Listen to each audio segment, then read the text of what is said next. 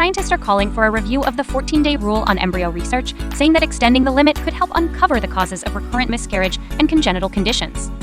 Until now, scientists studying the earliest stages of life have been restricted to cultivating embryos up to the equivalent of 14 days of development. They can then pick up the path of development several weeks later on pregnancy scans and from material donated from terminations. But this leaves a black box period from 2 to around 4 weeks of development that has never been directly studied, and which scientists say could hold the key to improving fertility treatments and the understanding of a variety of birth defects. With an overhaul of fertility laws on the horizon and rapid scientific advances underway, scientists are calling for a review of the 14-day rule. Dr. Peter Ruggun of the Babraham Institute in Cambridge, the period from 2 weeks to 4 weeks has been labeled the black box of embryo development. There's no practical way to study this currently, so our knowledge is really limited. Studying embryos beyond the 14-day limit could bring benefits to patients. The sooner it could be allowed, the sooner patients could benefit in the UK. Potential benefits include finding the causes of implantation failure, where the embryo does not embed in the womb lining, causing miscarriage, and the origins of congenital heart defects, which affect about 1 in 100 births and are estimated to be responsible for about 40 of prenatal deaths. My view is that it's important for people to understand what the benefits could be, added Ruggun, who stopped short of directly calling for an extension of the limit as part of sweeping proposals by the Human Fertilization and Embryology Authority to modernize the law. The UK's 14-day rule was first proposed in the 1984 Warnock Report on the Ethics and Regulation of IVF Technology and has been law since 1990. It bans the cultivation of embryos beyond 14 days of development or before the formation of the primitive streak, which sets up the body's axis, and was intended to balance the potential medical benefits of research with the special status of the human embryo. In 1990, though, the limit was theoretical because scientists could not maintain embryo development in the lab beyond a few days. In the past 5 years, this has changed, and a growing number of labs around the world are able to closely replicate development right up to the legal limit. We are at the point now where technically these experiments are probably possible, said Ruggun. There is a very high likelihood that if research could continue, the new knowledge would have benefits to health, particularly to understanding the causes of recurrent miscarriage.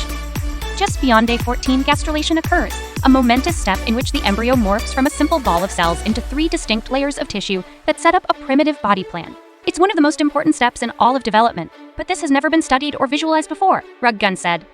Implantation of the embryo into the womb lining endometrium happens between day 6 and 12, but the process continues and can go wrong beyond day 14 and is thought to be a common reason for IVF treatment not working. Prof. Kathy Nayakin, a developmental biologist at the University of Cambridge, said there's an immunological interaction that's really unique at that time of pregnancy. There's this really interesting question of why, in some cases, the maternal cells and the foetal cells can't coexist without some sort of attack or failure. During the 3rd week, cells continue to differentiate and the first heart cells are formed. It is thought that a high proportion of congenital heart conditions arise during this very early period of development. Between day 21 and 28, the neural tube, the embryonic precursor to the central nervous system, forms and closes. Spina bifida is caused by a failure of the neural tube to close properly, but the precise steps have not been observed directly from around 4 weeks. Scientists begin to get insights into development from pregnancy scans and embryos donated from terminations.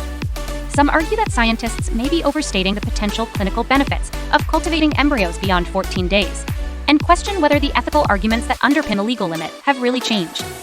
Limits are meaningless if they don't actually prevent you doing something, said Profanis Smajdor, a philosopher at the University of Oslo. Now scientists can do this stuff. They don't want to be limited. The risk is that it's making a mockery of the idea that these are moral cutoff points that are the product of honest, moral deliberation with scientists. It is now more clear than it was in 1990 that an embryo does not have a functional nervous system at 28 days. But Smajdor said the ethics at play are not necessarily reducible to, does it feel pain? Even without a religious perspective, it's possible to think embryos have a moral value because they have the potential to become human beings. There is a symbolic component to it. Others suggest that with scientific advances, the onus has shifted. Human embryos are a scarce and precious resource, said Sarah Norcross, the chief executive of the Charity Progress Educational Trust. Is it right that scientists are legally obliged to stop studying these embryos in the laboratory after 14 days, when we could learn so much more from them, and when we could use this knowledge to better understand pregnancy loss and disease? Many believe that with reforms to the law on the way, it is at least time to reopen the debate. Having the discussion doesn't mean the rule will change, Nayakin said. It means having an open, two-way dialogue about what could be gained, what the potential risks are, and asking how do we feel about that.